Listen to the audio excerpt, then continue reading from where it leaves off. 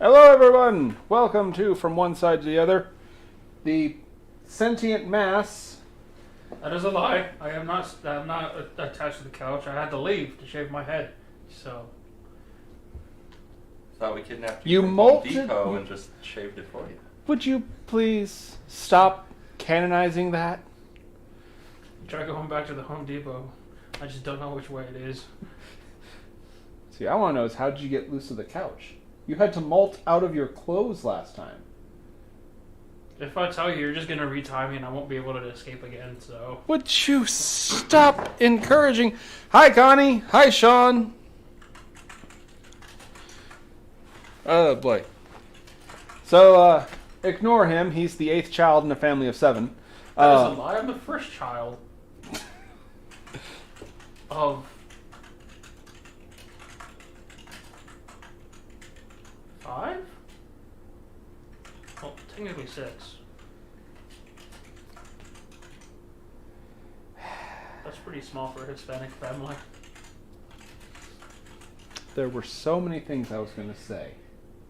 But before we get into any of that crap, so my mother heard about how you didn't get any gifts for Christmas. I'm the oldest. I'm not supposed to. I'm supposed to provide the gifts now. Well, shut up, because this is for you. Ooh. Ooh, dice. Thank you. Come on. Yeah. I found a way to keep him distracted for a little bit. Are you sure about that? I know what I forgot. Hello, Mr. Bishop. Hello, Connie. Hello, Connie. Bishop over in the corner, as always. Hey, Dad. Hi, Sean. So what's interesting about those dice is that they were actually made by my mother. Yeah. Do you want some Foul help? string. It's a drawstring. You don't untie it like a bow. I did the same thing. I was talking about the tiny little green one. No. Oh, that has the... Yeah, she made little coffins and put our names on them.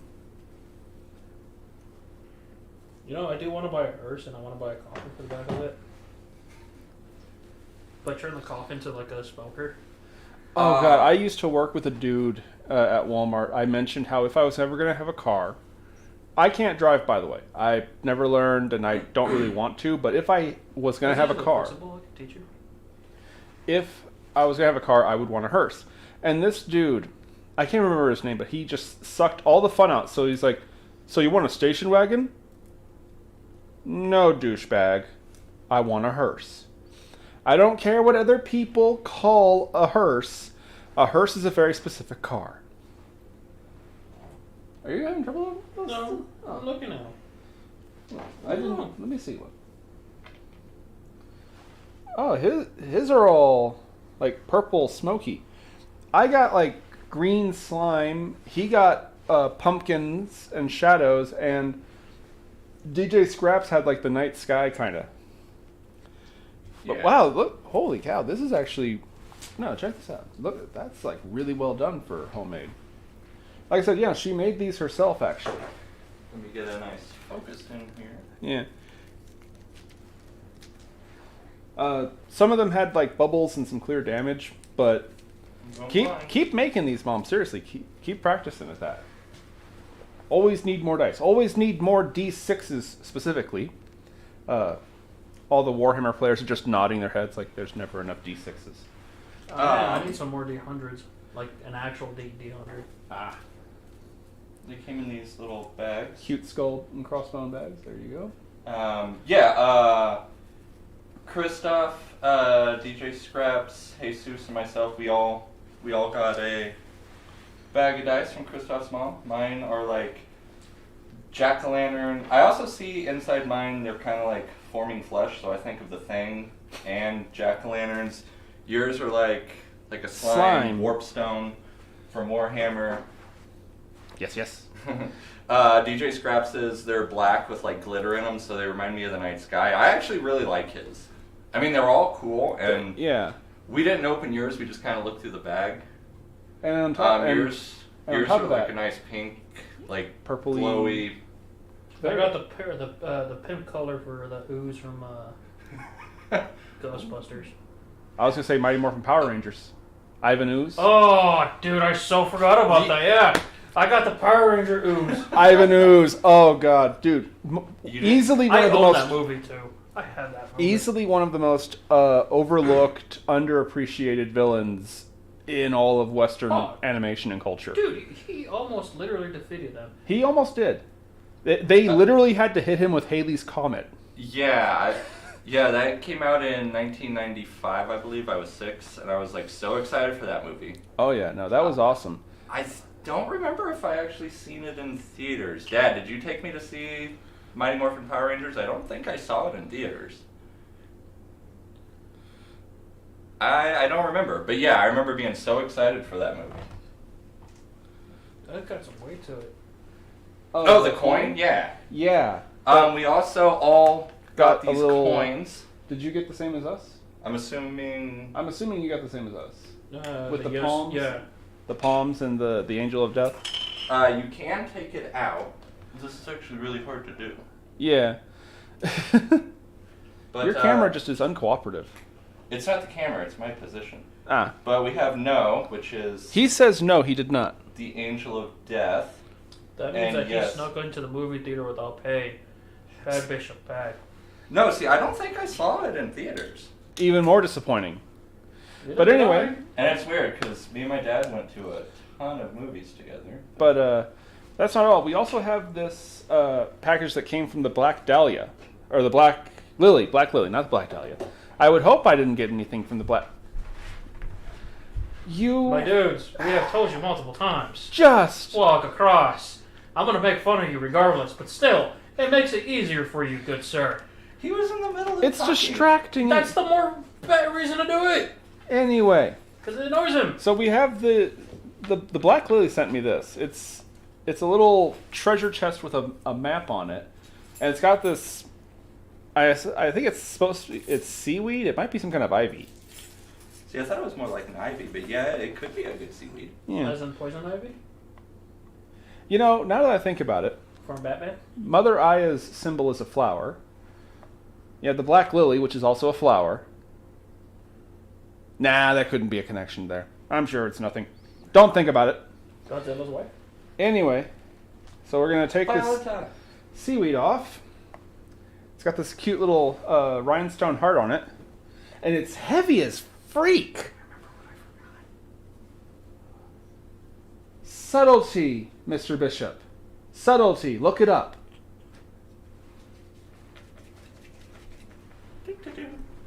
Anyway, it actually feels, it has some good weight to it. Like, don't open it, just like, it has some good weight for its size. And Bishop, we have links, of course, to the Black Lily. The Black Lily, we do, yes. She says, yes, it is seaweed. My mom says that mine might actually glow in the dark. The Black Lily is facebook.com/theblackLily1313. Pass that back over, and I will crack it open. Also, this is really pretty. Like I'm gonna be honest with you. The camera, I guarantee, is not doing it justice. This is like freaking cool. He's still playing with the string. All right, let's see what's in here. Learn from the fairy godparents, damn it. Wow. It has even more map imagery on the inside. Let's see here. We got. Bishop, this is more for you. We got. Oh yeah, I can see through it on the camera. No, it's not. I'm not a pirate. we got all kinds of pirate stickers. Damn it. All right, they give me Whoa! jokes about being a pirate. I'm not a pirate. We have. Whoa! Take a look at this boy. Bruh. That is a cool skull. Where does she get these from? I want some more. You know, she sells them, Jesus. Link in the description to Black Lily 1313. I don't have Facebook. Yeah. We've been over this. Miss Black Lily, if you're listening, please, for the love of the unformed king, please get an Etsy page. Make an Etsy. For crying out loud. But anyway, it has little diamond rhinestone eyes too. I don't know how well they're showing up on the camera, but Pretty decent there, actually. yeah. But let's see what else. We got a little bag. What in blazes? Oh. I see Davy Jones. Here we go. Also, I'm moving the camera behind my head, so sorry about the weird. We got some kind of a hammering. pyramid. Pyramid scheme? Maybe? Etsy charges per month, Oh, really? according to Donson. Okay, it's a little pyramid with a tiny little $100 bill in it. Nice. Illuminati. Oh, it's that creepy optical illusion shit. Then we have some more pirate stickers. Let's see here. There's some little, again, more rhinestone gems. These would be cool if you were like making a display, or what are they called? Diorama?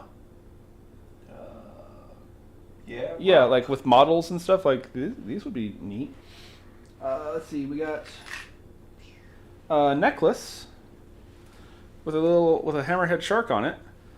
Oh. Why is that special to you? Oh, hammerheads are my favorite shark, and I love sharks in general. I asked because Kristoff's loves sharks and hammerheads. There's all kinds of little piratey trinkets. We got a little sword. Oh, it's funny. You mentioned Warhammer. There's this very tiny sword that would actually fit perfectly, like in a model's hand. Oh, like it's like the perfect size for a little model.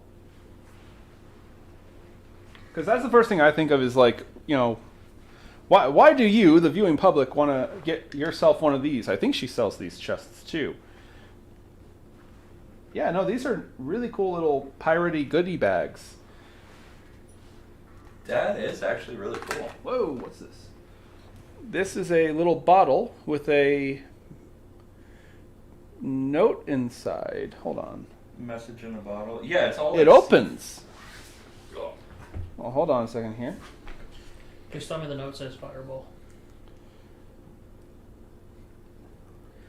As in a wizard casting fireball? I know. I'm just trying to get this seashell back in the bottle here. I want to see if does it actually say something? You can take it out and... I thought of something else. That horrible drink. I can't. Yeah. The only time I'm able to drink that is when I'm drinking horchata. It makes it taste really good. Okay, so there's no message on this one. But that's still really cool. Again, very, very aesthetic looking. My tabletop gaming acolytes who might see this, if you like setting up dioramas and stuff like that and just taking pictures of your models, these actually are a lot of neat little things to work with here. We got some coins. See that? Hey, you were right. You predicted it was coins. Very tiny little coins. And, oh, hello, what's this? Oh, hello. It's a hammerhead shark ring. I really hope this fits. I have weird... Oh. It's a pinky ring. It's a pimp ring. It's a pimp ring. Hold it up for the camera. Pimp ring. Must have hand strong. Mm-hmm. Yeah, And there's hand strong. there's a little little dried out starfish that unfortunately looks like it didn't survive the travel. It's all broken. There's The shark got hungry. I And needed a guess. snack. there's Wait, was it a real starfish or? yeah. Let's see here. We got another little trinkety thingy. It looks like some kind of an eye. Small, very small. Yeah, it didn't. I think the camera got that actually good. Yeah. Nice. and a bunch of like black rocks. So you were right. You said that you thought there were rocks in there. Yeah, because I didn't want to shake it, but it felt like it was like rocks. Yeah. Like rocks. You thought it was coins, so we were all kind of both right. These are all really cool, actually. Can I see that pyramid or that triangle? That looks. Yeah, the pyramid. Yeah, it does that weird optical illusion thing. See, this looks cool. Pirate stickers, and I'm sure the bishop, who's totally not a pirate. I'm not a pirate. I just Yes, like he is. seafaring stuff. No. Every now and then I hear him say "R." You know, I was wondering why the rum was gone. A pirate's life for me. Sadly, I am out of room at the house. I have whiskey though. This is like the coolest skull. Like the Black Lady sent us a few different skulls, and this is probably the coolest one. You got one of them right up there. Yeah, I got a couple still. I actually got one here that I got in my I'm gonna go. This is the skull. But I am absolutely going to find some way to put this sword in the hand of one of my little models. I don't know how I'll pull it off. Oh, absolutely. No, this is like the perfect size, honestly, for them. See, that's actually a really cool skull. That is. You know what would be cool?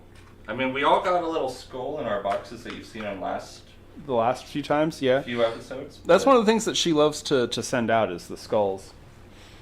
Is have it going through one of the loops. Have the one of the red tails going through the loop. Like he's holding it with his With Yeah. his tail. I really like that idea. Thank you, Hasos. We're going to set that aside, though. And also, real quick, speaking of like tabletop games and stuff, tell me this is not like the perfect size for a dice box. That, and I was thinking of Mimic. Oh God, have it be a soup. You're playing D&D, and you just put this on the table in front of your players. No, There's no, a dire mimic. You put a regular small one there, and then one of the players check for illusion. Rawr. And if they pass, then it becomes that. And if they don't pass, it's still that, but they just don't know it's that. Yeah. And it's just tiny. But no, it's like seriously, because that's something I've noticed with tabletop gamers is they love. We all love to be unique and not look like anyone else at the table, right? Nobody else is going to have anything like this at your table. I guarantee it. Because each one is individually made and the two are the same. And when they're gone, by the way, boys and girls. So keep that in mind. And that one has the map on it? Yeah. You mentioned that, yeah. Yeah, this one has this really cool map theme to it. It's like Central America, Mexico, It looks Panama. like it. The inside shows Africa and Europe. What's on the bottom? Nice. The bottom is clear.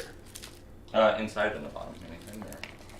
Inside on the bottom is, just those rocks. But Tina Chester says the eye was on the skull. Tell me what color skull you would like. Now, do you make... Tina, does the Black Lily make those skulls, or does she get them? My mother would know.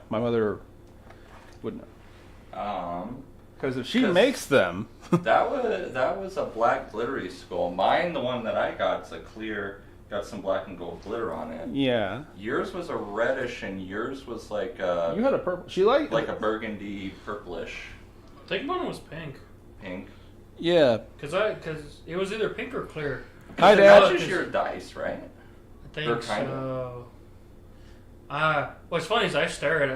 I look at it all the time because it's like sitting right on top of my Xbox, right next to that green one I bought from the convention we went to. Oddities and curiosities. Yeah. I wouldn't know. Yeah. That's on you for sleeping in and then getting into some random car. We grew up, when we were growing up, we were always told not to get into people's cars, especially people we don't know. And especially people we meet online. Yeah, stranger danger, sir. Which you got on your phone. You found a guy who would let you in his car, and he turned out to be a Bigfoot expert. No. We are not twisting this around.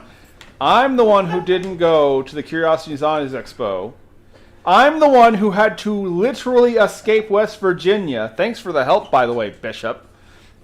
I thought you were. You guys do not get to sit here and say that I don't have... I know for a fact that your mother taught you stranger danger, because she seems like a responsible lady. It is not on us that...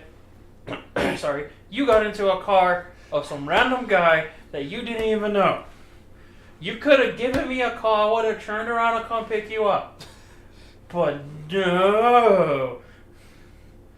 A random guy. A green skull would be really cool. I could... my little rats would love that. But anyway. Yeah, so no. One more time. If you have a Facebook page... I'm not making a new Facebook. I refuse.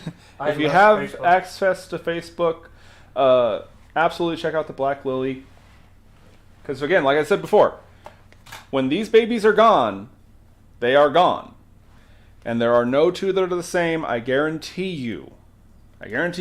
You step up to a table, whether you're playing Warhammer, or Star Wars, or D&D, or whatever the bleepity hell, I guarantee you, nobody else is going to match this. Plus, I'm assuming that these treasure chests are all oceanic and piratey themed. If you're specifically doing a game or a campaign specifically of that theme, D&D recently just released a board game of Ghosts of the Salt Marsh. This would be perfect for that. Speaking of Ghosts of one the Salt... one of my favorite D&D settings, by the way, the Ghosts of the Salt Marsh books. Ghosts of the Salt Marsh. Speaking of marshes, Tina Chester, we have red, green, gold, black, and rainbow skulls. And I was actually thinking a green one might be cool, like a... Oh yeah, I guarantee my rats would love that. Yeah, Warpstone green for Warhammer. Yeah. Swamp Marsh green. I don't know. Yeah. But Toxic green. Oh yeah. Toxic green. I like green. Green's one of my favorite colors. Green. The main color I usually dye my hair is green, so... Green, yellow, black, and purple, and red are my 5 favorite colors. Well, then again, that's when I had hair. Well, yeah, you're the one who dyes your hair. It's funny you have no hair now. You just shaved. And I have the long hair, and I've never dyed my hair, and I've always wanted to. I always thought blue, but... I've done... Oh, yeah, as Sean brings a good point, there are still cursed boxes if you're of the darker persuasions. Again. Oh, yeah, the Minotaur box. You got a demon best friend. Yeah, I feel bad for him right now. Oh, yeah, because your cat stole the ring. Yeah. That he's bound to. He's now a servant. Oh, Lucky Rabbit's foot. I don't have mine with me. On your keep, nice. Yeah, there you go. But anyway, dragon themed church. Yes, absolutely. Ooh, that would be cool. Abso-freaking-lutely, that'd be awesome. But anyway. Ooh, you know what would be cool? You get one of those for like a game, and make a party. If you're the DM, have them fight the dragon, and that's the treasure chest that they get at the end. Yeah. That'd be cool. Absolutely. Yeah, no, like I said, these are like really cool. Even the cursed jewelry boxes and stuff like that are great for tabletop stuff. Because again, for me personally, and I know I'm kind of speaking for myself here, I'm sure other people would argue, when you step up to that table, whatever you're playing, you want to not be like everybody else. You want something to be distinctly you. Hey man, my characters speak for themselves. Well, that's what I'm saying. It manifests in different ways for different people, but I'm saying nobody else is going to be rocking one of these at all, because there's like a dozen that exist in the world. So, well, usually the one I usually carry with me to games it's a mimic. Yeah. Oh, I love that thing. That thing is cool. I remember when we played D&D and stuff like that. I just kept expecting you to like reach in and just nudge it in such a way that it would snap shut on you, and just bear trap you. But anyway, so from the very fun topic of the incredible craftsmanship and trinkets and baubles of the Dark Lily. Bottle rockets. Are we being shot at No, again? those were rockets. Those were bottle rockets. Gunfire doesn't usually happen until like 4, 3 in the morning. Gunfire is different. Yeah, Yeah, either but way. that usually doesn't happen until like 3 or 4 in the morning. I'm still kind of. I wonder if they actually heard that on the radio microphone. But anyway, tonight we're going to be talking about some of the more famous mad experiments, and we're going to get the really uncomfortable one, the really one that sucks. Just get it out of the way. Rip the Band-Aid off. You know. The Russian sleep experiment? We'll talk about that in a minute. No, the first thing we're going to talk about, and what's funny is I bet you if I told people to take a guess, I feel like the Mr. Bishop would take the stab in the dark and get it right off the bat. The German eugenics program. Now,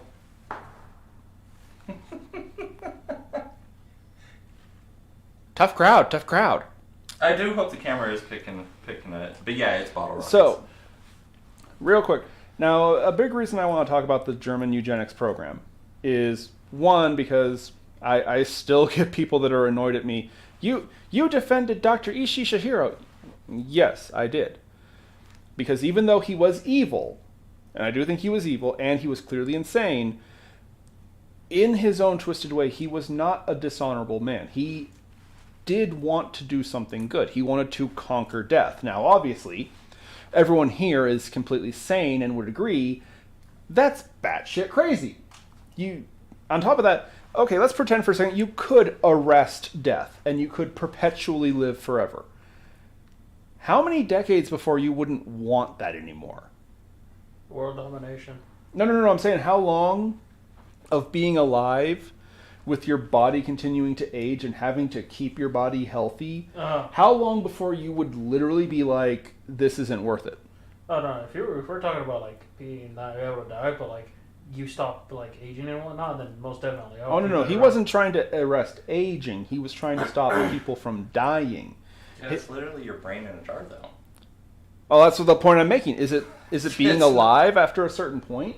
That wouldn't be all that fun. Now, if you could do it like where you could like Deadpool, that'd be different. Like, I'll be doing Deadpool things. Can I go back to like 15 or 16? Sure, that might be cool. Yeah, but no, that's age. You're talking about age. His research wasn't in age. It was in how does the body physically die and how can you stop it. Well, but again, the reason if you're shot in the heart, you're still technically alive for a few minutes because there's still oxygen and blood flow going to the brain. Yeah, but I'm saying his experiments were wrong, and I'm not defending them. I'm just explaining that Ishii, there was something deep down, buried in all that darkness, there was something good there. And I will defend him, because at the end of the day, he himself was fair. The last test subject of the Japanese human experimentation program was himself. He said he would sacrifice anyone to further understand how the body dies. That was a big one. That was not a bottle rocket. That was a firework, though. And as I was saying, he said he would sacrifice anyone to understand how death works. And he, when it was his turn, he didn't try and run away from it. He fairly and honorably experimented on himself, and I will give him credit for that. Now, the reason I bring him up is because a lot of people try to argue that the Japanese human experimentation project was identical to the German eugenics program. I would argue they were not. One, Ishii's research was based in actual science. The German eugenics program was based on a pseudoscience. In other words, what would happen if we do this? Well, see, here's the thing. It's even worse than that. It was, what would happen if we did this based on presumptions that were wrong? See, and I'll give a crash course in this because I guarantee there's some blue-haired person who works at Wikipedia that's like furious at me right now. But eugenics is the concept. Did you just assume their gender? Yes, I did. Eugenics is the concept that there are, first of all, a finite number of genes in human DNA, and that there are superior and inferior genes.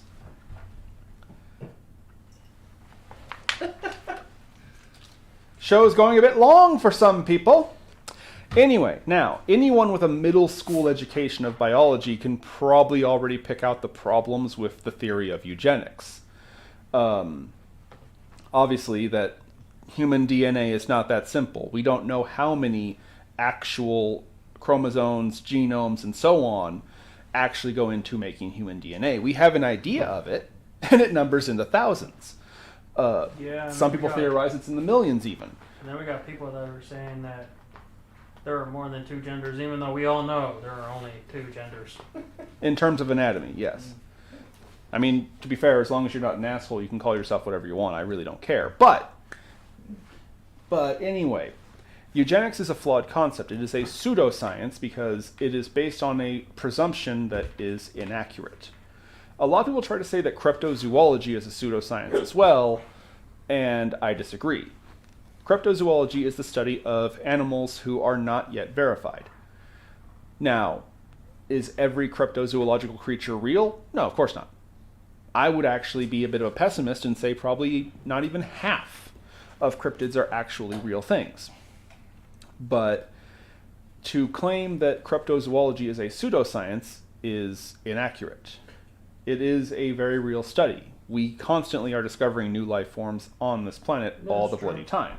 Hell, we've even found microorganisms on other planets. I think there was one where they thought there was a lizard or a bird that was thought to be extinct. Oh, I know who you're talking about. We just found more in the wild. Mm-hmm. I know who you're talking about, the little flying lizard. Yeah. I don't know what they're called, but anyway. I love how the chat also just got dead silent. But like how you were saying with zoology, like, oh yeah, definitely. I think there are like a good chunk of them that are real, and the ones I think that are actually around are aquatic. Most are, yeah. Well, we don't know. Look how much room there is in the ocean. Oh yeah, we know more about outer space than we do about our own oceans. NASA left the ocean for a reason, and started studying the stars. Mm-hmm. Well, for a reason. Very good reasons. But anyway, back to my point. Dolu's down there. No, he's up here. Menu. He takes menu. Oh! And there's Choopy. Hi, buddy. And then me rubbing the hat for good luck. Choopy. There you go. The Mexicans. And the dog. You can't even say her name. No. Asshole. Anyway. I'm going to be honest, I don't know what it is. Famine. It's puppies. Anyway. So, the German... Please don't. You guys do this every time. Yeah, I know. Anyway. You didn't get hit in the face. Shut the hell. Anyway. So, the German eugenics program was based on a flawed concept to begin with. The idea that there is a finite number of genetic sequencing in human DNA, and even worse, that it can be manipulated to create a hypothetically perfect person. Is this the one where like they took the twins and... We're getting... Ah, okay. Just wanted to make sure I was on the right... Which, again, I'll give everyone a moment to laugh at the absurdity of the idea of there being a perfect person, because that, I mean, just is a Pandora's box of problems. Who's defining what is perfect, you know? Things like that, you know. And that's just like the obvious ones. Anyway, though, tragically, the Germans of the 1940s didn't see the flaws in eugenics, unfortunately. And we know for a fact that they operated dozens and dozens, probably more accurately hundreds, if not thousands, of experiments. Now, officially... Hold on a second here. I have a thing. Here we go. Yes. Okay, so after the war, Germany confessed that the German eugenics program ran from 42 to 45. Allegedly, but allegedly. We don't know how governments like to lie. Yeah. Unfortunately, we don't really know how long it was actually in operation.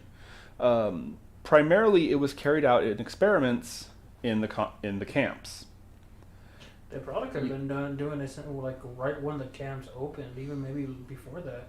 Yeah, and that's another problem. Is all we have is their word about when the camps opened, how long they were in operation, how many there were. Because like even before they opened up the camps, they had the ghettos and whatnot, and yeah, they had I'm pretty sure they were doing stuff then. segregated. Anyways. Yeah, they segregated areas.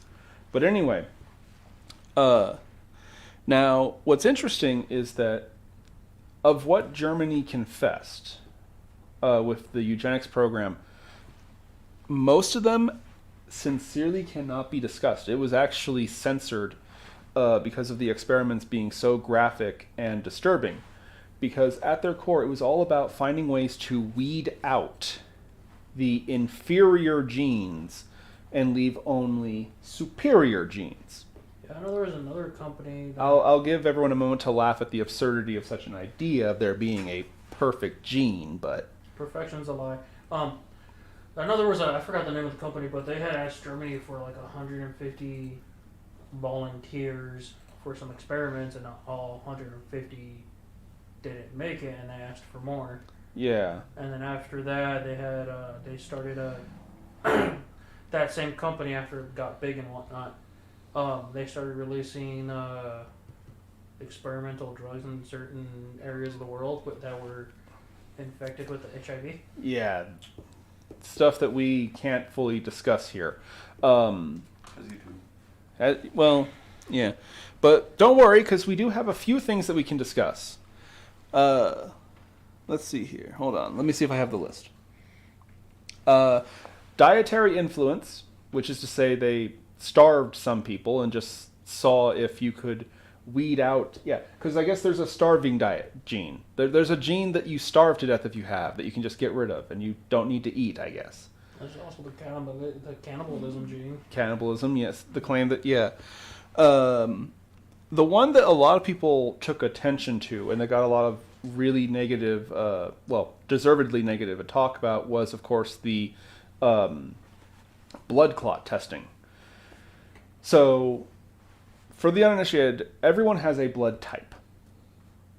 Most blood types are not compatible with each other. If you mix two different types of blood together, they clot, which is they kind of turn into a sludge, which is not good for living, obviously. The German experiments included intentional amputation and reattaching of limbs from different people, transplanting organs. The twins, if you were twins, they would... I'm getting to him, don't worry. That's the only one I know. So. Well, it's kind of hard to not know about a man who earned the nickname the Angel of Death. Okay. Yeah, we have to talk about him if we're going to talk about eugenics. Another one was saltwater testing. Seeing what happens if you force someone to drink salt water or put salt water directly into their veins. Spoiler warning. They don't make it. And that's putting it nicely. In a very painful way. Yeah. This one. Now, the epicenter, the big location, the place that is most famous for the human eugenics programs was, of course, Auschwitz.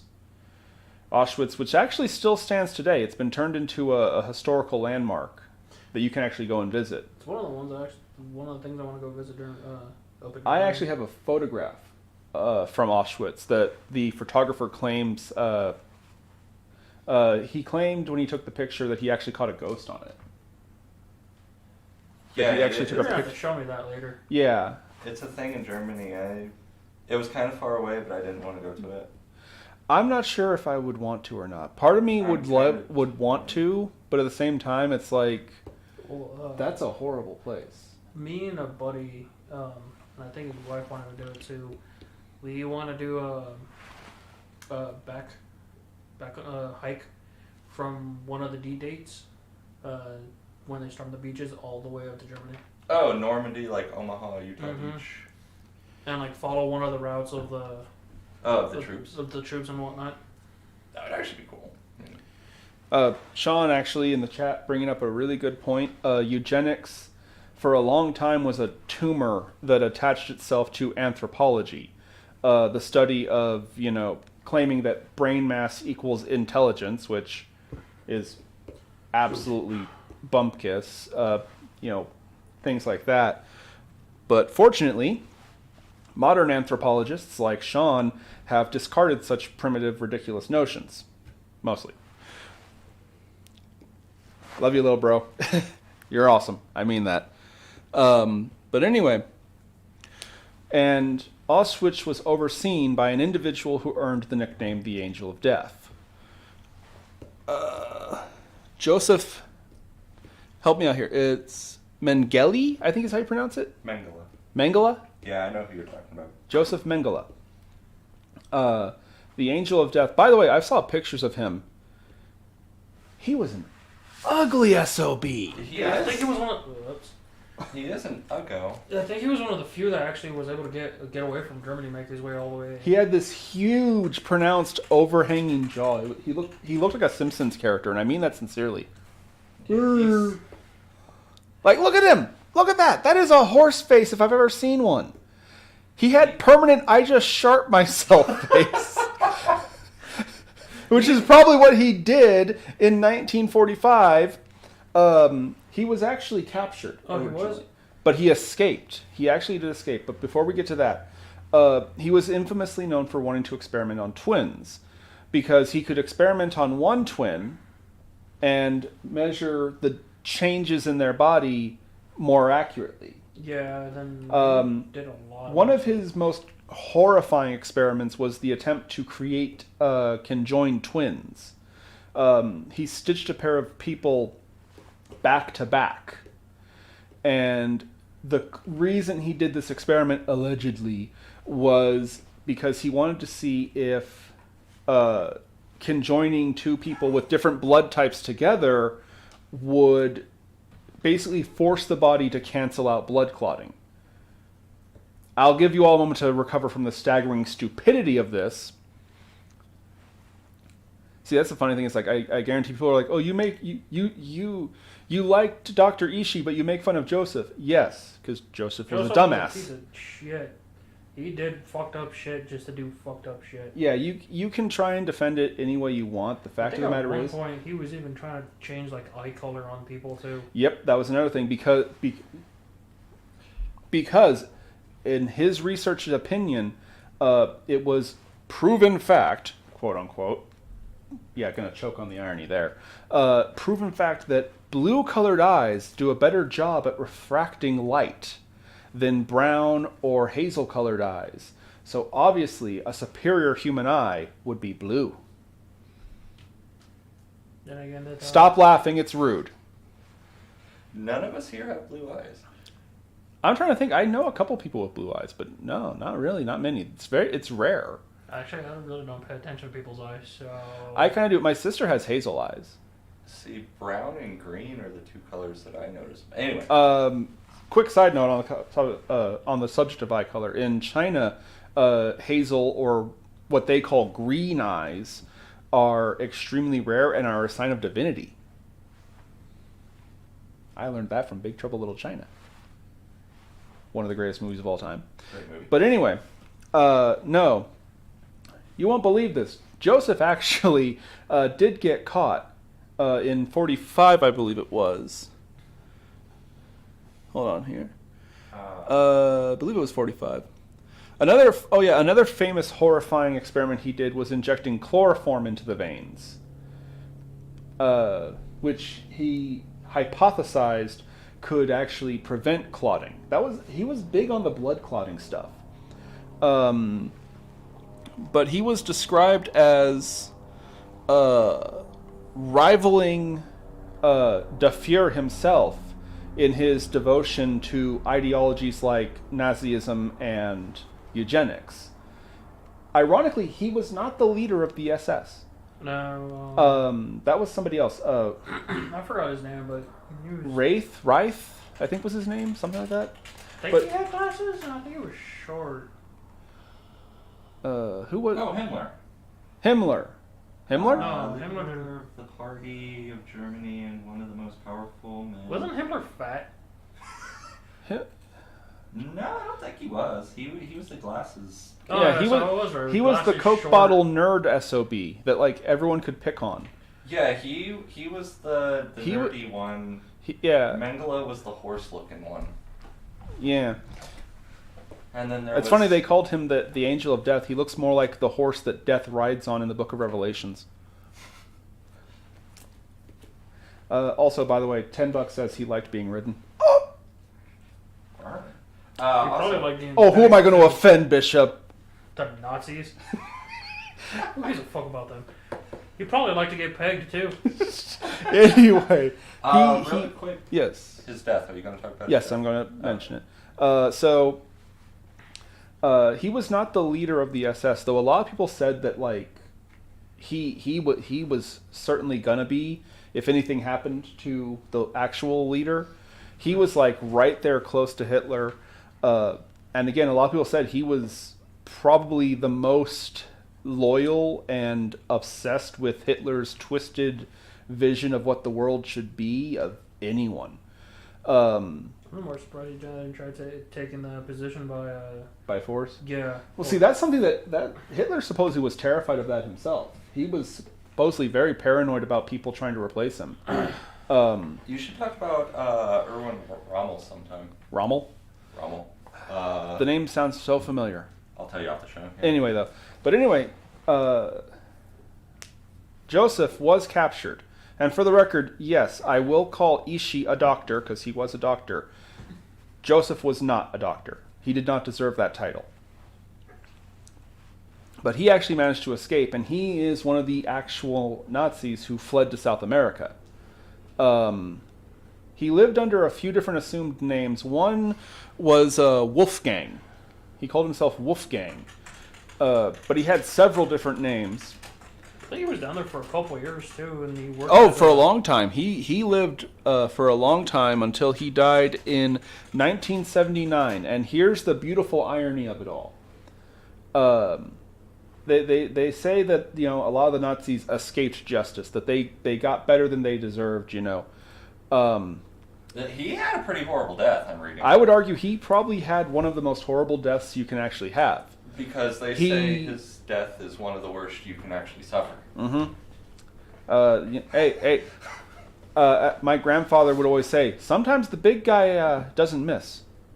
It takes him a while to line up the shot, but sometimes the big guy doesn't miss. That was something my grandfather loved to say. But anyway, he actually had a stroke in a resort swimming pool. And he drowned.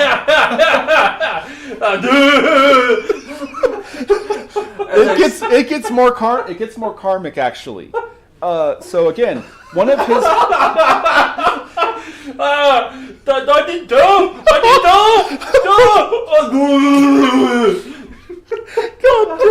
Jesus! You're lucky we're talking about a fucking Nazi. No, it gets even more karmic actually. So again, his big thing was blood clotting, and he tried to experiment with lots of different chemicals to prevent blood clotting. One of the big ones he preferred to use was chlorine. He drowned in a pool full of chlorine. In a sense, he died enduring one of the things he did to his own test subjects. And they say drowning is one of the worst deaths you it have. Sucks. Dude, drowning, even if you survive, drowning is horrible. I've actually gotten water in my lungs before. That shit hurts. It hurts. It's panic-inducing. I've had a couple times where I couldn't breathe for a few seconds, and it's terrifying. Like, oh yeah. Because like when a panic sets in, it just makes it so much worse, and you start. You try to water, breathe, but it's just water. It's just more water going. It's terrible. I have a fear of drowning. I have that fear for a fucking reason. My mother is convinced that she, and I don't know if she's going to be okay with me saying it, but I'm going to say it anyway. She believes she actually drowned in a past life, and that's why she's hydrophobic.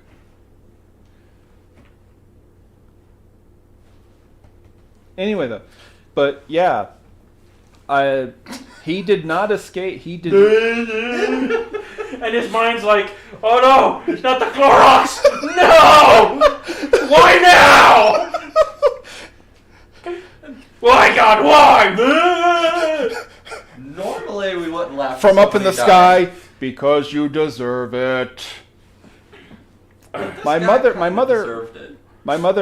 she's a Buddhist, and she's always said, karma's not a bitch unless you are. I repeat, karma's a bitch. And that shit follows you anyways. The open eyes. Oh, Open Eyes? Himmler sounds like the name. Oh, Himmler's what you get when you order Hitler off Temu. A Chinese knockoff figurine of Hitler would be named Himmler. It's funny because there was actually Himmler. Yeah, we were talking about Himmler a minute. Yeah, but no. Didn't he get caught? He didn't. Didn't he opt out? Was he hung? I think he was hung.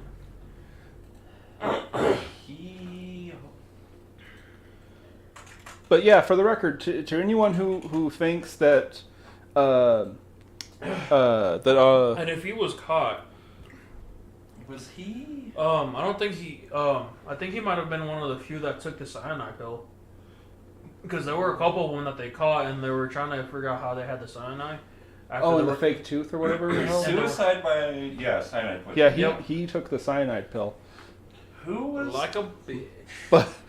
But like I said, those who think that the angel of death of Auschwitz escaped justice, no, he didn't. He died in a very similar fashion to what a lot of his victims did. Much like Jeffrey Dahmer, he died being overpowered and frightened and confused. Joseph, aka Wolfgang, died choking on chlorine. I'm just hoping someone like some of the people he drowned in chlorine, like their ghosts were like just right there, just shh. No, it's like in a horror movie. They were at the bottom of the pool pulling him down. That's even better. Just be like, one of us. Sean is saying that burning is a very similar sensation to drowning. Burning is one of the best deaths you can have because it kills your nerves and you can't feel it. You don't feel it. Yeah, I would rather burn than drown. Oh, to clarify, my mother believes that she died at Pearl Harbor, specifically. That she drowned at Pearl Harbor. But anyway, so... Yeah, but that's eugenics. The reason I wanted to talk about eugenics is because of the fact that a lot of people throw the word pseudoscience around with cryptozoology. Cryptozoology is not a pseudoscience. Eugenics is a pseudoscience. And, the people who tried to use this ridiculous, childish notion were some of the worst people in the world, and they damn sure didn't deserve to be called doctors. Period. But... Or scientists. Yeah, I'd agree with you. They weren't scientists. They were not men of science. They were. There were little people who wanted power, and as soon as they got it, they just... They didn't even know what to do with the damn thing. But, you want to lighten up the mood? You want to laugh a little bit at some less horrible experiments? I think we had a good laugh already, Jesus. I have to say, have I mentioned how I act? Like, and this is gonna sound creepy. I love your laugh. I love how you laugh. You have a wonderful, warm laugh.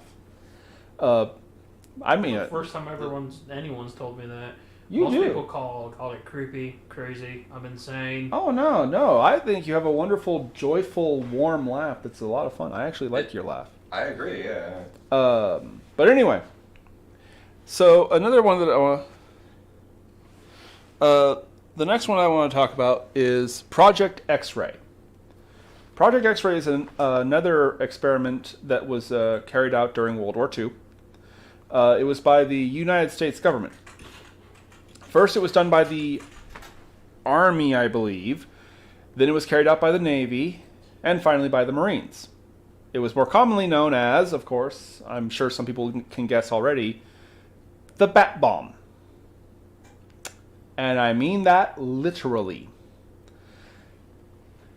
I promise you, I am sober. I am not drunk. I am not stoned. I am not sleep deprived. I am of sound mind, and everything I am about to tell you really did happen. See, now that I look it up, I know what you're talking about. Briefly, but yeah. Yeah, now, it was in the later stages of the Second World War. And basically, America was desperate to find some way to make Japan surrender. Good luck with that, right? Now, keep in mind, this was before we had the atomic bomb. Now, here's the funny thing. So, the First Lady's dentist, I'm not joking, her dentist suggested this to her. Hold on a second. I believe his name is pronounced Little Adams. I'm not joking. I think that's how you pronounce it. He was a dentist, and he was the dentist for the First Lady, and he suggested sticking tiny incendiary explosive devices on bats. Yes, you heard me correctly. Bats, flap, flap. And putting them into a bomb and firing it or dropping it over Japan. Now, the concept is that the bats will immediately find nooks and crannies in buildings and trees to roost to hide from the sunlight. Stop laughing, it's true. And then the incendiaries explode and you cause firestorms, basically. Didn't they start doing the same thing with squirrels and rats? Rats I can confirm. But anyway, now, here's the thing. This is... This is as my grandfather would say, this is a perfect example of why politicians shouldn't be involved in the military. Because all of you listening, you see what's going to happen, right? You can see how this is going to go horribly, horribly wrong. You can see it coming, right? I know my audience is smart. I know that they can see the problem with this idea. It was still somehow more humane than PETA.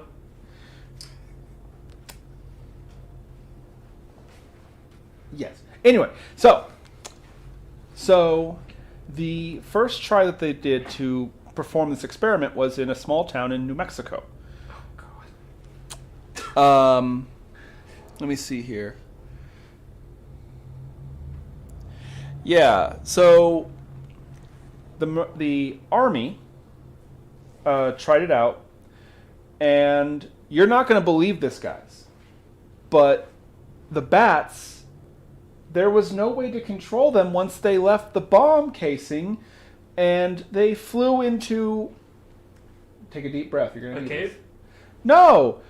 They flew into the wrong buildings and destroyed the freaking town rather than the test buildings that were out in the desert. Yeah, that makes sense. Here's the funny thing. Here's the irony. Thousands, if not millions of dollars in damages. Fortunately, people were able to escape and no humans were hurt or killed. All the bats died, unfortunately. I'm hoping the government were like, what happened there? Oh, yeah, no. Here's the thing that they don't talk about. Project X-Ray was classified for years. It wasn't until like the 60s, I believe. I didn't write it down, but I think it was the 60s when they finally acknowledged that Project X-Ray actually happened. But after the Army failed, they had the brilliant idea, let the Navy try it. It did not go In the Navy. well. Where you get set on fire by bats. I was thinking about a different joke. I know you were. But anyway, it had similar results. Again, the critical problem is that, okay, sure, the bats could deliver incendiary explosive very easily, but there was no way to control what the bats were doing. And worse yet, there's another problem that they didn't consider. Bats don't disperse. Bats cluster together. So now your plan to spread a firestorm over a wide area is going to be like one building or going into a cave where they don't hurt anybody. And even worse, all the bats are clumped together. And then the incendiary goes off, and the blast is 1,000,000 times bigger than you expected, because all the bats are in the same spot. But, you know, our government, our wonderful government, they weren't ready to admit defeat when Project X-Ray failed again. So they passed it off to the United States Marine Corps. Everyone in the chat, everyone watching this right now is probably groaning and face-palming. No, my mind's thinking somehow these assholes made it work. You handed this experiment off that the Marines couldn't make work. The Navy couldn't get this to work. No, you mean the Army, then the Navy. And you pass it off to the Marines, who are, of course, a bastion of scientific intelligence and brilliance, right? They like to make MacGyver everything. They eat crayons. Rar, rar, rar, rar, rar, rar, rar, rar. Ooh, Rar, raw. Ooh, rar. ooh, raw is the war cry. Rar, rar, rar, rar. Rar, rar, rar, rar.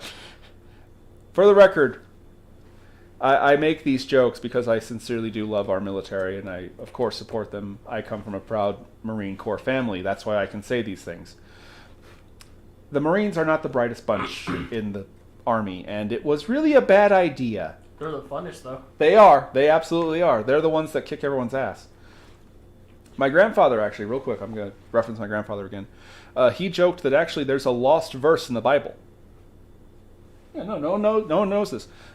In the beginning, God said, "Let there be light," but the dark persisted.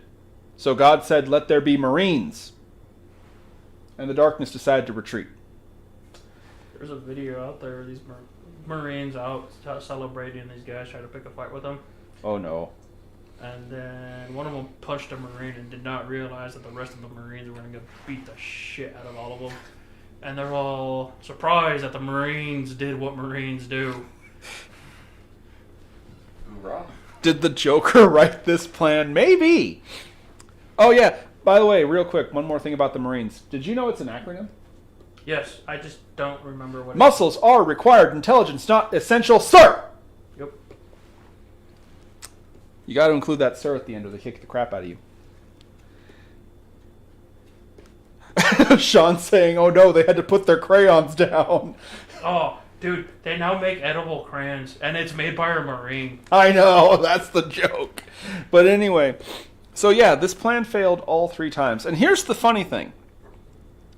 The project was officially stopped with the Marine Corps, mainly because the Manhattan Project had been completed and we had the atomic bomb. But here's the funny thing. After all this stupidity, after the government spent, and every taxpayer, take a deep breath because you're going to need a sedative after this. After the government spent over $32 million trying to make bats into incendiary grenades, they stopped the project, and the dentist, Little Adams, claimed that it was the biggest mistake the United States government have ever made.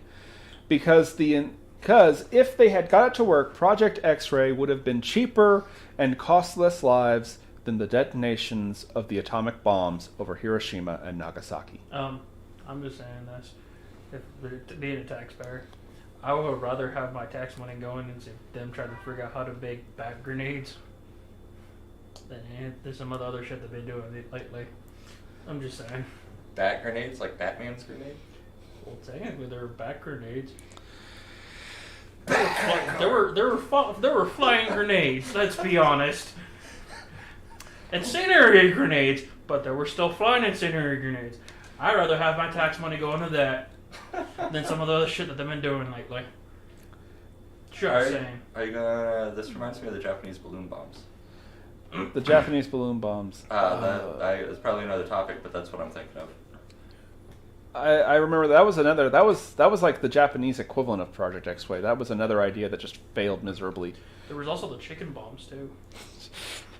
Who was the chicken bombs? I think that was us too. Was that America that had the thought of putting explosives on? No, it was having a chicken inside of an explosive that the chicken would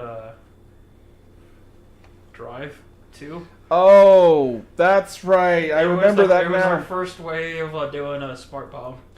Yeah, the chicken would somehow navigate the explosive device on. Yeah, I vaguely remember that. Yeah, that was us too. I think that was. They just make the balloon bomb seem so cool. Why was America so obsessed with exploding animals? Hey, the Japanese actually killed people in Oregon with their bombs. Hey, I'm just saying. This is They true. were still more humane than PETA. Yeah. Irony is actually because they also tried it with rats, and today actually, throughout Africa, there is an organization. I can't remember their name now. They use rats to find and deactivate landmines. Oh, yeah. So it's kind of come full circle into a good direction because the rats are too small to trigger the landmine, but they're smart enough to know how to actually get at the mine and deactivate it. They're a charity organization.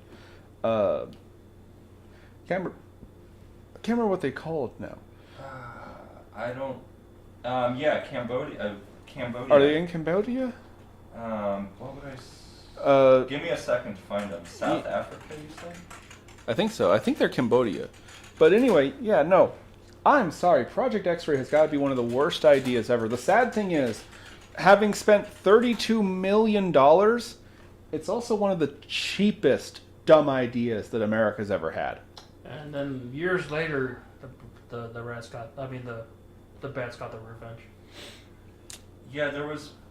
This is from. Yeah, I remember. Magawa, the landmine sniffing hero rat. Passed away at 8 in 2022. I remember this. Yeah, and he actually got a medal. He was considered to have saved hundreds, if not thousands, of lives by stopping landmines. Yeah, in a 5-year career, the rodent sniffed out over 100 landmines and other explosives in Cambodia.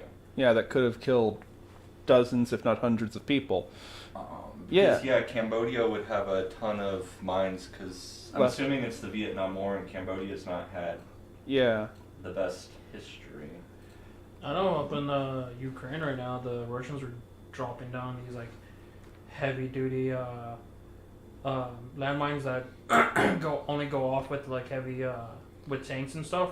Oh, so the soldiers are just kicking them off to the edge of the bridges and roads. Yeah. Yeah, it's like sea mines. A sea mine's not going to hurt a human, but it'll hit the ship and tank mines. It has to do with how much force it's bumped with and stuff like that. You can smack a sea mine all day long. Or like a tank mine, you can just jump on them. You could. Yeah, you're not enough. Yeah, but a ship going through the ocean, that's going to have enough momentum to trigger. You have Godzilla swallow it. I started to say Godzilla -1. That's why they were on a still an awesome movie. If it's in theaters around you, go see it again. Absolutely. By the way, totally off topic. I forgot to tell you earlier.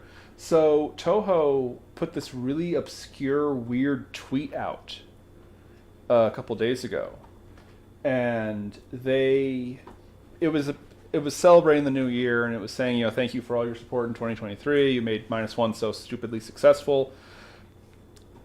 And then they just had this weird line at the bottom. We can't wait to show you what we have planned for 24. Biolanta. You're welcome. I seriously had to reboot my brain. Oh, I hope it's what that would be like. I hope that's what it is. I hope that the Godzilla from -1 becomes Destroya, and she becomes Biolenta. I see it. It's all making sense there. Oh, they could go that'd be really cool. But anyway. I hope that for some reason, the director from that sees that clip. Oh God, and they're like, oh, that's a great idea. He's like, that son of a bitch. How did he know? He blew our secret. Spoiler warning.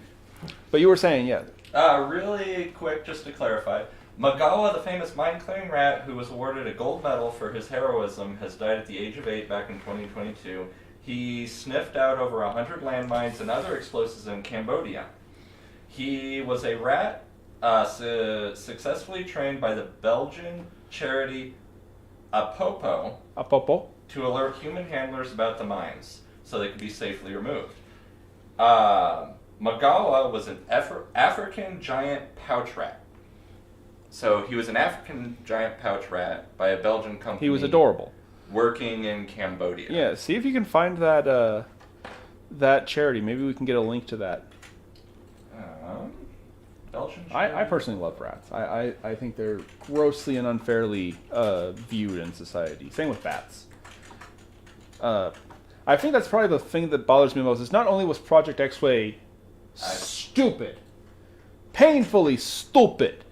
Yeah, Popo, we save lives by training animals to rid the world of landmines and tuberculosis. I feel like they could have gone with a different name. Something funnier. Adopt a hero rat, make a donation. Yep. Yeah, you want to go? Why not? Why not? Let's have some positivity in here. Yeah, put a link to a Popo. I could be pronouncing the name wrong. If you apopo.org. Open eyes. I see Project X-Ray had no clarity in its vision. Ah!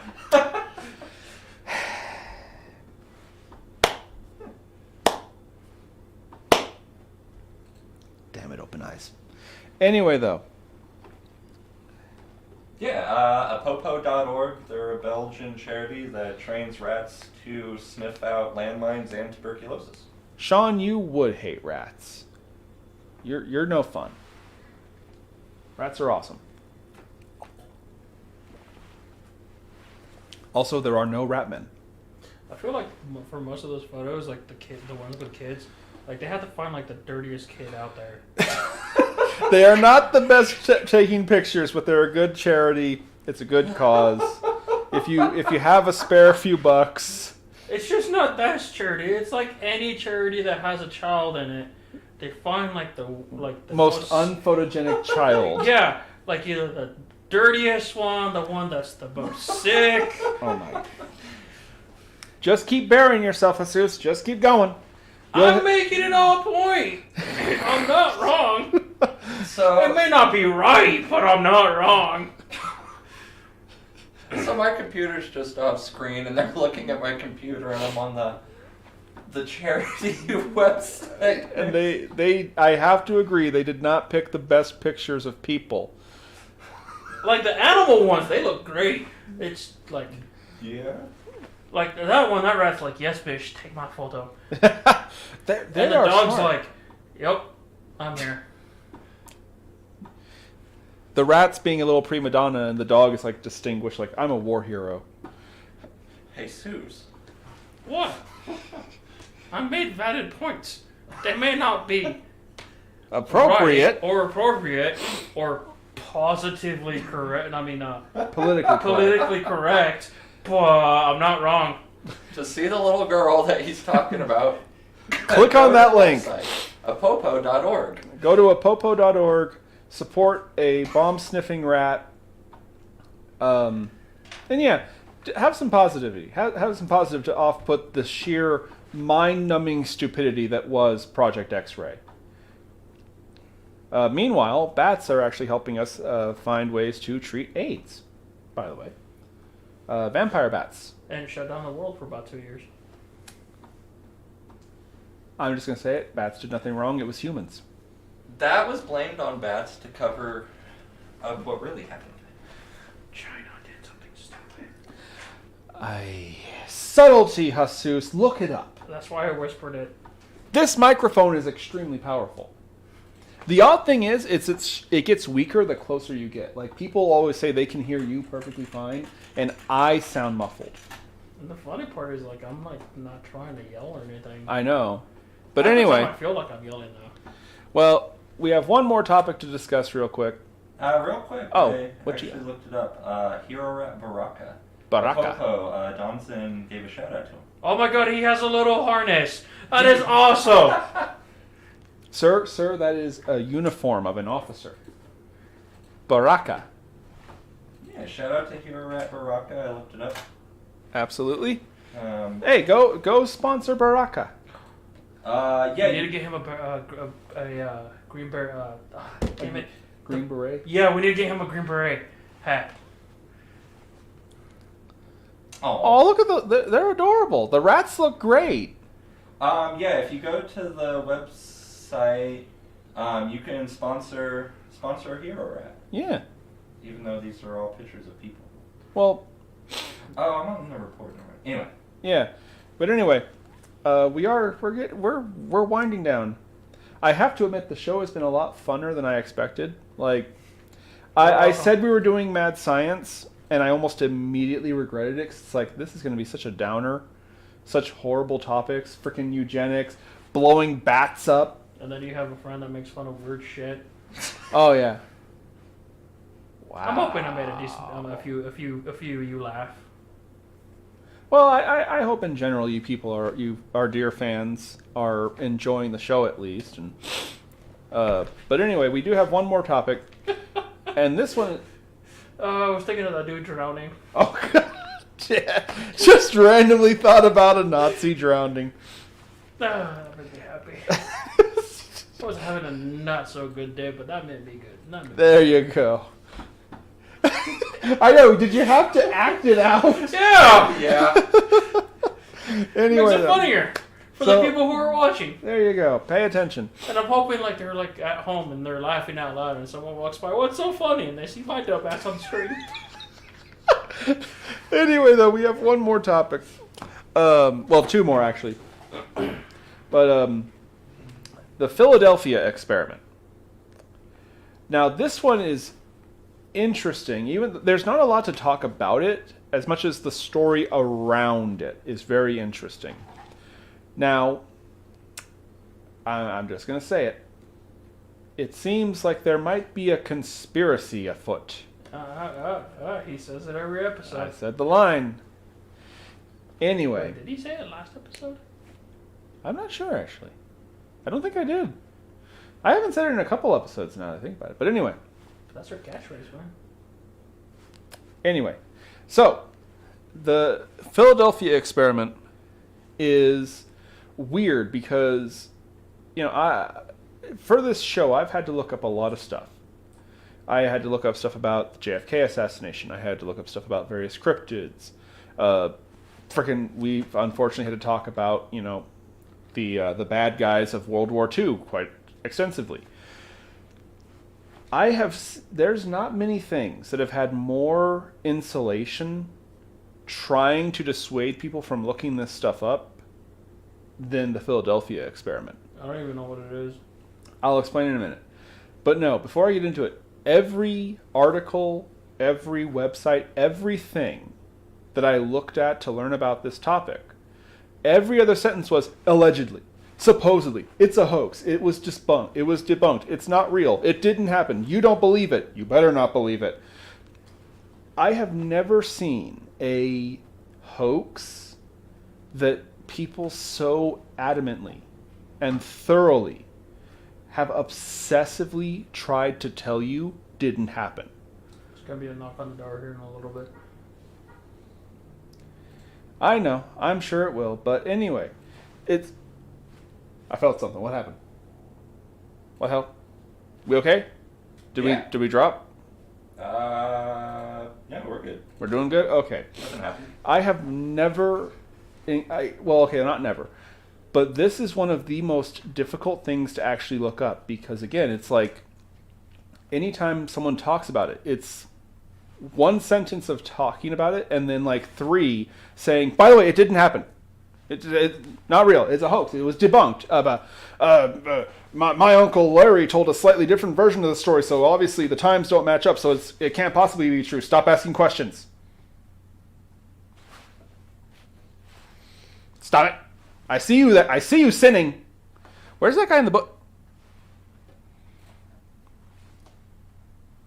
Where's that guy that lives in the bushes? I haven't seen him in a while out there, actually, now that I think about it. Neither have I. What? Anyway, so... You're not the guy in the bushes. You're not the guy in the bushes. Or... Are you? I played the fifth. That's a bad idea, actually. The pleading the fifth is sometimes seen as an admittance of guilt. But not provable. Not provable, but anyway. So, okay, you mentioned you've never heard of the Philadelphia experiment. Because it totally didn't happen. It's not real. I know a lot about this, actually. Well, what they say. Well, yeah. So, You explain. yeah, so the Philadelphia experiment was totally not carried out in 1943. Sean is going to have a field day talking about this, I guarantee. I can feel him charging up his chaos beam. He's just like, troll. Anyway, 5 episodes later. right? But anyway. Anyway. Get that reference, you're too young. You are too... Yeah, no, I agree. If you don't get that joke, you are too young to be watching this show. But anyway, totally not in 1943. The U.S. Navy... In the Navy. Oh, it's about to get real bad. Allegedly, but it totally didn't happen, Or did it? attempted to put a nuclear-powered engine onto a destroyer, the USS Eldridge. Oh, what China's trying to do right now. Yeah. Now, some people try to claim that it can't be real because we didn't have the atomic bomb in 43. True, the bomb was not a thing in 43. When was the bomb? It was 46. It was dropped in 45. It was 45. Excuse me. 44 or 40. Yeah, but see, here's the thing: is people try to say that the Philadelphia project couldn't have happened. Gotta stretch. The Philadelphia experiment couldn't have happened because we didn't have the atomic bomb until 45, but this experiment supposedly took place in 43. This is how we got the bomb. Well, I was going to say, actually, Mr. Bishop, when was the Manhattan Project? How long was the Manhattan Project? Like, you really think that the United States government just woke up one morning in 44 and was like, I'm going to create the most terrifying force of energy on the planet? Yes. Uncle Sam said so. Like, let's see. Manhattan Project. Active 1942 to 1946, according to this. Disbanded August 15th, 1947. So it started in 1942. A full year before Philadelphia happened. But Isn't that also, interesting?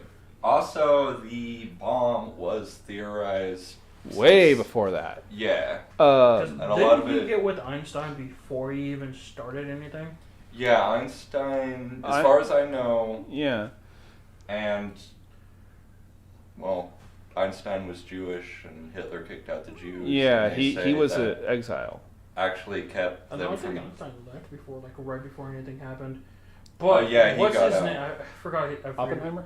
Oppenheimer. I think he did get with Einstein before he started anything. Yeah, they knew each other before the project. But anyway, my point is that actually the United States government had been aware of and looking into the theories of nuclear power well before 1943.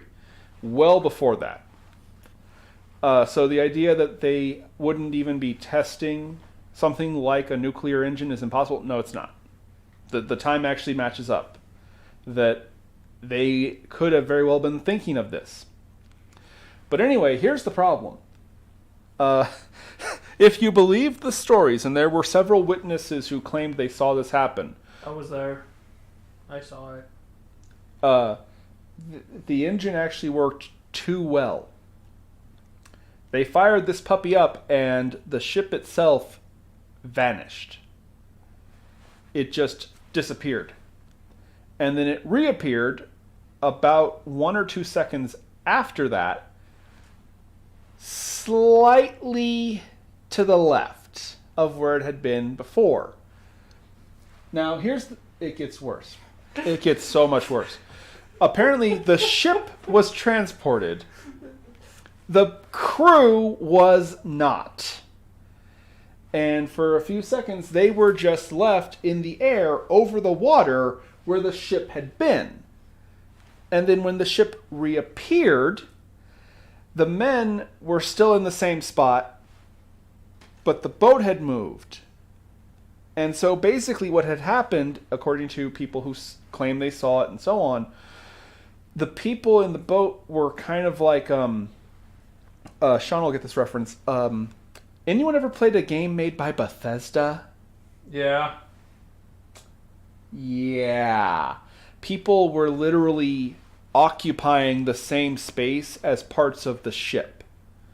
They were literally just going through the walls and the equipment and so on. And the disturbing thing is that it wasn't like they had like punched through it or broke through it. It was just that, like, for example, there was a dude. Here's his arm, wall, arm. It's like that X-Files episode with the lizard stuck in the rock. Yeah, they kind of fused. There was no point where the human body ended and the wall began. It was just human, wall, human. And one of the big reasons that allegedly totally didn't happen, the government is so quiet about this and doesn't want to talk about it, is because most of the crew of that ship, the Eldreach, they couldn't be saved and they had to be put out of their misery. A few of the people supposedly could be amputated and just had like their arms or their legs cut off, but a majority of them were like, what do you do with a dude who's like in the floor? Yeah, the wall is here on him. They had to hand him over to the Nazis and let him do experiments. But no, it was supposedly horrifyingly graphic and disturbing. And of course, it didn't happen. I think every time you say a sentence about the Philadelphia experiment, you actually have to say it didn't happen, it didn't happen, it didn't happen. Kind of like summoning Beetlejuice, You got to say it that 3 times. Well, did you read the part about the 1970s, I think? Where they tried it again? No, where the ship appeared for like 5 seconds off the coast of Florida. Yeah, that's right. It okay. didn't happen, but they shot it through time for like 5 seconds. Yeah, okay. Back. So, years later, as the bishop was saying, in the 1970s... Because you said the ship disappeared. Yeah, it disappeared. It went away for like 2 seconds, for a couple of seconds, and it was just gone. It wasn't there. Well, years later, supposedly, and again, remember, this didn't happen. It happened. Subtlety, Jesus. Look it up. You know I don't know the meaning, and I refuse to. The only thing that pisses me off is that I've said that reference like 12 times, and I guarantee nobody actually... Oh, shut up. My ears are bleeding. Piss off. Anyway. You cussed. I know. I've made that reference like every time he's been here for the past few episodes, and still none of you have guessed what it's a reference to. I'm going to be honest with you, I don't either. One of the greatest slasher films of all time. Subtlety, Stu, look it up. Oh, Scream. It's his favorite fucking movie. And he just got it too. But you had to say Stu. I know. I know exactly what you're talking about. So disappointed about you. I remember the scene. Anyway. He said it multiple times in the movie. He did, yeah. I love that. I love the original Scream movies. 5 and 6 need to die in a fire. Anyway, so in the 1970s, supposedly, out of nowhere, just in the where was it? It was off the coast of Florida. I want to say it was Florida, but I'm not sure. I want to say it was somewhere in Florida, in the Florida Keys. Okay, was this before Florida became Florida? Yes. It was in the 70s. So when Florida was still one of the normal states. Yeah. Oh, before Florida Man, yes. Anyway, though. Before the drugs? Somewhere in... I want to say it was 72. I think it was 72. I did not write it down because I am so smart. Anyway... Well, if it was in 72, that was like right when the cocaine epidemic. Oh my lack of a... Florida. Somewhere around, I want to say it was 72, supposedly off the coast of Florida, the USS Eldridge, I think is how you pronounce it, just materialized. Eldridge, yeah. And it just was there in the water for a couple of seconds, and then it was gone. And so one of the theories is that the ship went so fast that it not only went from Philadelphia down to Florida, but it traveled literally through time and appeared 43 to 72. That would be... How many years would that be? 31 years. 31 years, thank you. So then... It traveled not only from Philadelphia to Florida, but it traveled 31 years through time and was there for a second, and then it went back where it was. Now, so the question is, did it go back because it just somehow time just slung it back, or did it go all the way around? So one theory I remember hearing... And if it went all the way around, where would it be popped up next, and would it be within a 31-year gap again? Okay, according to this, it was not Florida. Where was it? Teleported over 200 miles from Philadelphia to Norfolk, Virginia. Which Virginia? Virginia. Normal Virginia. Okay, normal Virginia. I like how you got scared there for a minute, but... Okay, no. In my defense, if there was a Virginia that this thing was going to pop up, tell me you didn't immediately think it was West Virginia. I was thinking Nevada. Also... It just appears over Roswell. Like in the air. You were saying something? I was just going to say, they're saying this alleged experiment that allegedly happened was theorized by Einstein, but they thought it was too dangerous to try. But yeah, they Einstein. Tried it. It was based off one of Einstein's uniformity theories about how basically you could compress all of time and matter into a single dimension, theoretically, because everything is relative and so on and so on. It kind of ties into entropy. Basically, it's the idea that time is not a barrier because you could make time the same at... I'm not saying it's true or false. I'm explaining real quick. It was based off one of his theories, and he himself even said, I hope I'm wrong about this. Because if you were able to compress all of reality into a single dimension, you would essentially be God. Because that's the whole theory about God. God exists outside of our dimensions. And so if you were able to compress all of reality into one dimension, you would occupy the same space as God. And basically Einstein's theory was, that's not a good thing. You don't need to be tampering with that. So he actually himself said, please don't mess with this. Don't try to do experiments based off it. Even if I'm right, I don't want to be right. Everyone forgets that. Einstein himself was agnostic. And of course, some pencil pusher in fucking Washington decided that he knew better. Oh yeah, hey, no. I know. That's one of the smartest people on the planet is telling me not to do this. I'm gonna do it anyways. Fucking dumbass. The man who most of modern astrophysics is based off of the notes he wrote down on frickin' goddamn napkins. Man, I wish I could have had like I knew I wasn't around by the time that. What year did he end up passing away? Einstein? Yeah. The 70s? Yeah, I was nowhere near alive when that man passed away, but I would have loved... It would have been cool to meet him. I would have loved to have a conversation with that guy. I've heard a lot of people say that he was actually a really cool dude. Oh, no. Albert Einstein was born March 14th, 1879. Passed away April 18th, 1955. 55, okay.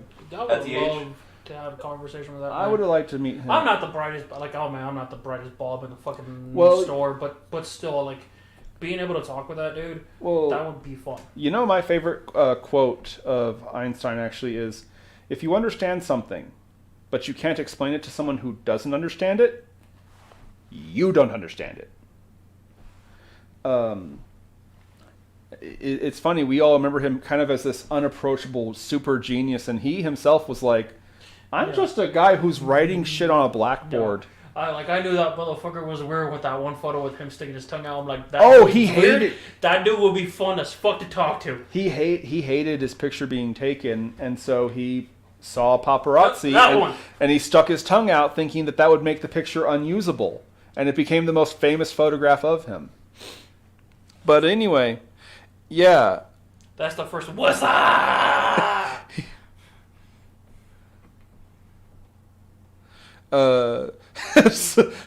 Don's sitting here saying that this is Looney Tunes logic. Philadelphia Project is Looney Tunes logic. It kind of is. Again, it would have been cool to have a conversation with that guy. Oh yeah, no, I would have liked to meet him. Him, And Roosevelt. Roosevelt? Which one? The president. The good one. Oh. I saw you getting ready to say which one. But, And, well, there's a few other ones that I would love just to, like, be able to sit down, have a cup of coffee or tea, whatever the fuck they wanted, and have a conversation with them. And, like, see how they saw the world. yeah. Lovecraft, obviously. Oh, yeah, definitely. Lovecraft, Hitchcock. Christopher Lee. Lee, absolutely. Real quick aside, and this is if you feel like you just need to randomly cry, you guys should look up any of the interviews that Christopher Lee did after Vincent Price died, and him talking about his friends Peter Cushing and Vincent Price, because that will make you cry. He loved those guys so damn much. But anyway, back to a fun, pleasant topic: the United States government effing up. As we do. As you do, as we do. As we do. As we do. Part of the government? No. But he is an American. Well, wait. No, I'm not. I'm Mexican, remember? America is a philosophy. You're more American than No. most people. I'll say I did grow up in the States, so. You're more American than half the frickin' population of the United States in there, I'll say it. America. And pretty much all the population of California. And East Coast. Problem is, I don't want to go to California, but I just want to go over there for the fucking food. Like, to be honest, I just want to go to Cali for the food. Who has lied to you? Who said they had good food? They don't. I lived in Southern California. They do not have... I meant the Mexican areas, bud. Oh, Okay, shit. I'll that go with may you to be Mexico sure. to try the food. I'd love to go to Mexico and try the food. Talking about the Hispanic area in California. But Like the anyway. actual Hispanic areas. But anyway. Okay, that may be. One final topic, because we're over time. But anyway. The Russian sleep experiment? Yes, the Russian sleeping experiment. Fuck you. You are going to be so disappointed with what's about to come out of my mouth. Now, I'm going to just say this outright. The Russian sleep experiment did happen. It did not happen like they say online. The Russian sleep experiment, I'm not sure when it actually happened. I've heard lots of different stories. It happened, like, It was under the Soviet. World War II, I think? It was under the Soviet. But basically, because, let's be honest here, Stalin was no better than Adolf, in my personal opinion. Or Putin. Or Putin. But basically, Stalin actually basically looked at the human experimentation programs and went, so why did we stop this, comrade? Bring it back. Bring it back. Bring it back and make it even better. You know, one of the worst serial killers on the around is a little old lady Joseph from Russia. Stalin? No, it's a little old lady from Russia. I believe it. She would kill her roommates and Probably frickin' Jeff's grandma or something. she kinda Please did- don't hurt me. She kind of did some stuff like Jeffrey Dahmer. Anyway, though, the Russian sleep you get experiment into was the carried neighborhood. out under the Soviet rule, and it was basically very similar to the eugenics program or the Japanese human experimentations. It was intentionally pushing the human body to see how far before you can just break it in half. Now, the funny thing is that the actual experiment was fairly uneventful because it turns out that the human body can only go about a week or so before it dies if you don't have any sleep. Mainly because your body uses the time you're asleep to regenerate and heal yourself. There's a reason that when you get sick, the first thing people tell you is... Go to sleep. When you get out of heavy surgery, Rest. Rest. You end Bed up sleeping. rest. Drink water and get bed rest. That's because when you are conscious, and it's even just sitting here, even just doing this, there's a million things that your body is doing right now this minute. Yeah. Controlling your blood flow, breathing, digesting food that might be in your stomach, things like that. Controlling your bladder so you don't project X-ray over yourself. I was gonna say, I was a courier. Remember when I was driving and just sitting in the car, I would come home tired and I'm like, all I was doing was sitting down, but no. Actually, your body is doing tons of stuff.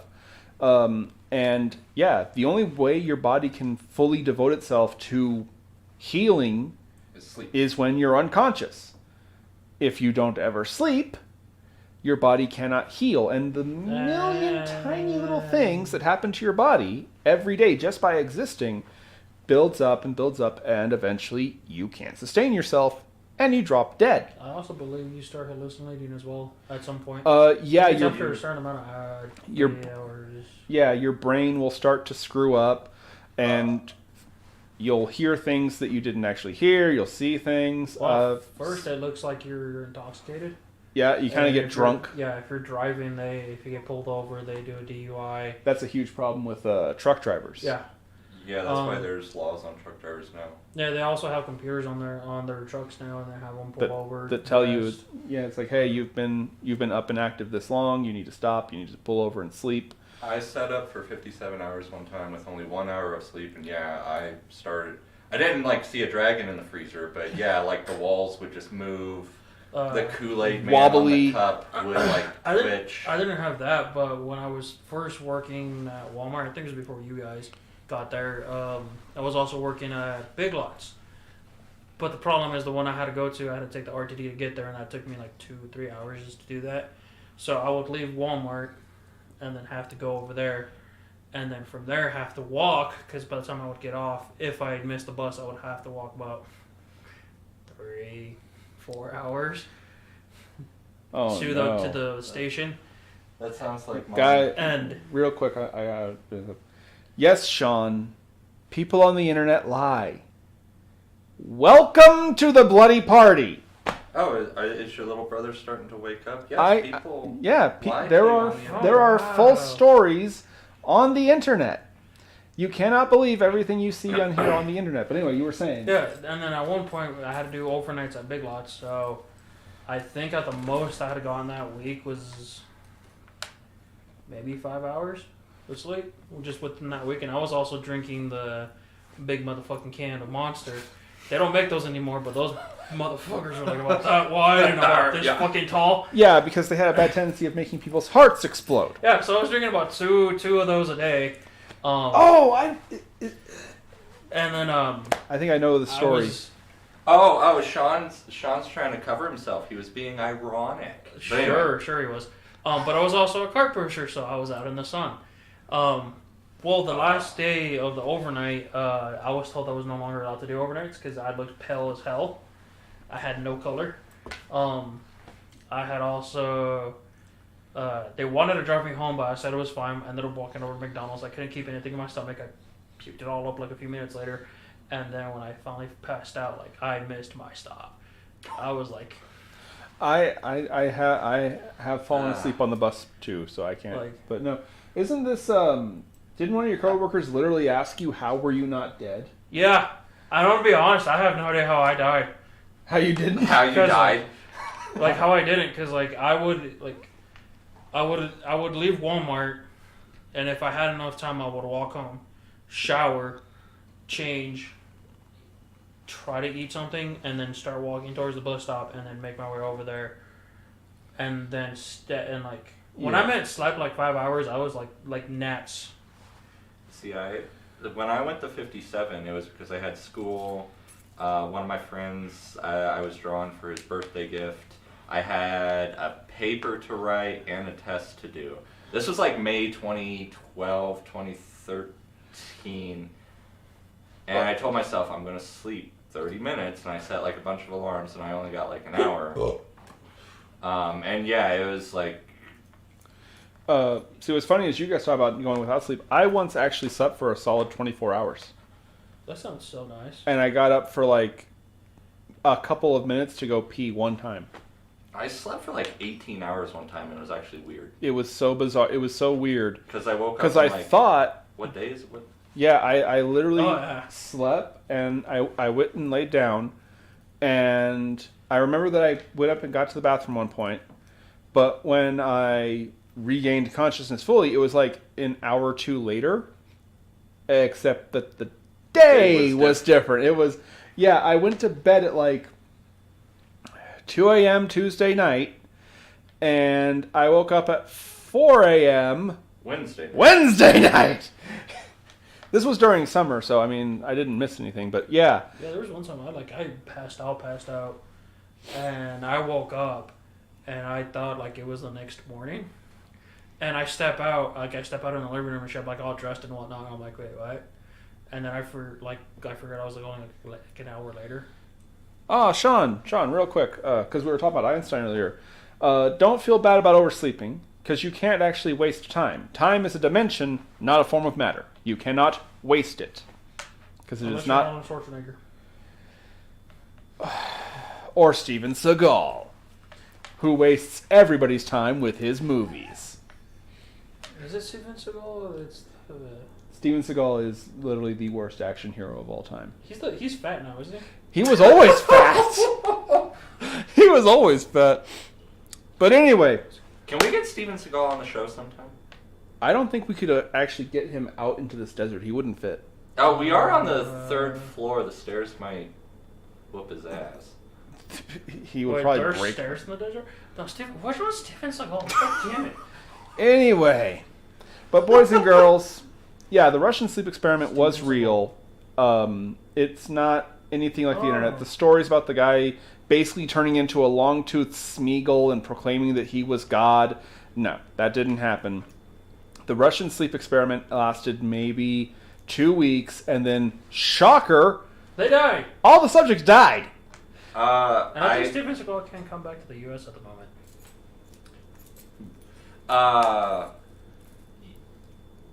Well, the story I've heard, I've not verified it.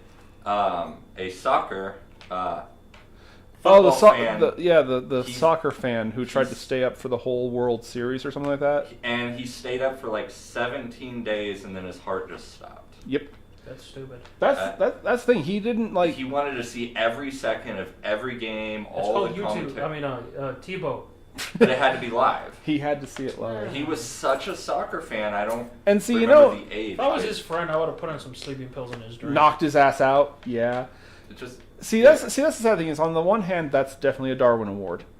At the same time, I do feel bad because like You had some terrible friends and family members, my that dudes. didn't look after it. Yeah, I feel kind of bad for that guy. I went 57 hours and it was over 2 days. I could not go 17 days. Yeah. And 57 hours, I was really weird. Like we were joking about how Joseph drowned, and that was funny. He deserved it. This guy literally, he loved soccer. You know, I feel bad for him, and I agree with you. His friends and his family should have actually been looking out for him. Like, if I was that dude's friend, like, again... I would have slipped him when you watch soccer... I would have slipped him a roofie. It's a group of people, especially overseas. Like, I would have put some fucking sleeping pills and like, here, drink this, my dudes. Yeah. I would have dealt with him being pissed off the next day. I don't give a fuck, motherfucker's still alive. Yeah. I would much rather have you be pissed off at me, but here, than you not be. Yeah. Dumb motherfucker. Subtlety, Jesus. Look it up. Also, your brother Donson's trying to troll us, but I fully agree. All top 10 guests for the show, Steven Seagal. Again, I think he has warrants out for his arrest at the moment. I'm not sure, but in any case, boys and girls, this has been From One Side to the Other. This is my mucho grande amigo, Jesus, who may or may not be part of the couch. We got the bishop over in the corner. Go contact and buy some stuff from the Black Lily. And Apopo.org. And absolutely sponsor a rat from Apopo.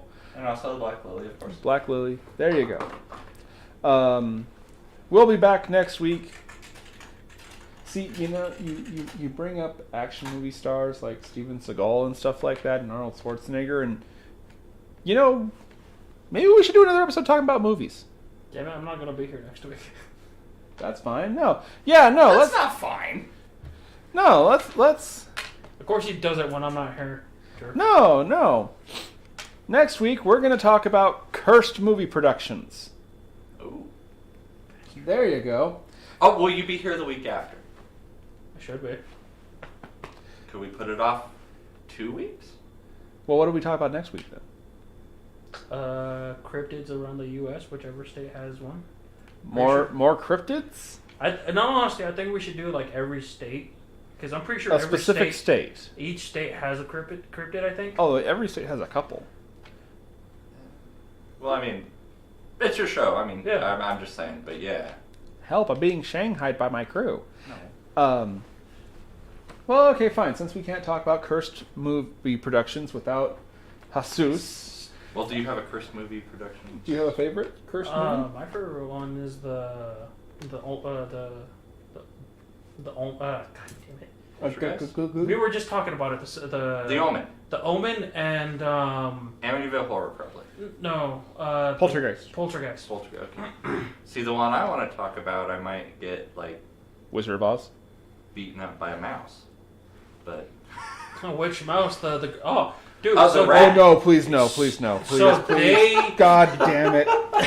they didn't keep the rights for the one from the gray and white one. I knew he was From the going old to bring cart- Steamboat Willie.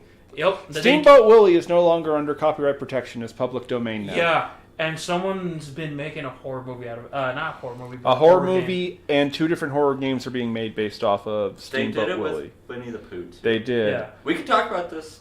Yeah, we'll talk about this later. But in the meantime, boys and girls, hopefully you had some fun with this really dark, tragic topic. And if you ever feel bad about yourself, at least you never went to a dentist and asked him, so how should we make a bomb with bats? At the very least, you can say you are not that stupid. Anyway, Can I? until next time, boys and girls, as always, keep checking the shadows.